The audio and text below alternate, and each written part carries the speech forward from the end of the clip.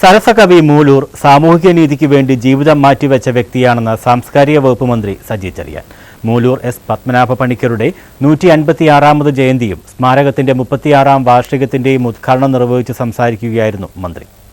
സമൂഹത്തിൽ നിലനിന്നിരുന്ന അനാചാരങ്ങളെയും അന്ധവിശ്വാസങ്ങളെയും തുടച്ചു നീക്കാനായി ആർജവമുള്ള നിലപാടുകൾ കവിതയിലൂടെ ഉയർത്തിക്കാട്ടിയ ജനകീയ കവിയായിരുന്നു മൂലൂർ.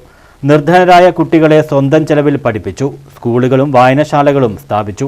വിദ്യാഭ്യാസ രംഗത്തും ആശുപത്രികൾ നിർമ്മിച്ച് ആതുര സേവന രംഗത്തും ശ്രീനാരായണ ഗുരുവിന്റെ ആദർശങ്ങൾ അനുഗമിച്ച് സാമൂഹ്യ സേവന രംഗത്തും മൂലൂർ നൽകിയ സംഭാവനകൾ ഏറെയാണ്. പുരോഗമന ആശയങ്ങളെയും നവോത്ഥാന മൂല്യങ്ങളെയും ഉയർത്തിപ്പിടിക്കാൻ മൂലൂരിന്റെ ജീവിതം പഠനമാണെന്നും മന്ത്രി പറഞ്ഞു.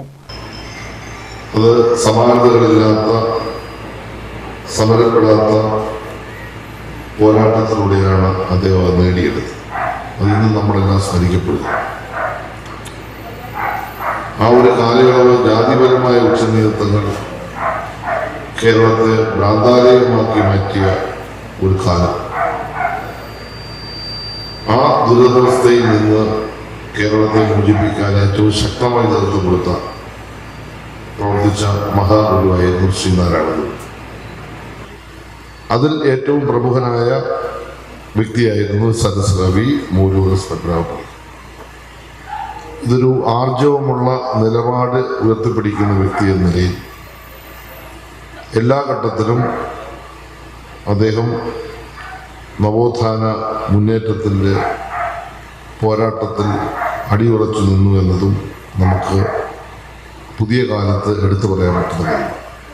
മൂലൂർ സ്മാരകത്തിൽ നടന്ന ചടങ്ങിൽ മുൻ എംഎൽഎയും സ്മാരക സമിതി പ്രസിഡന്റുമായ KC രാജഗോപാലൻ അധ്യക്ഷത വഹിച്ചു.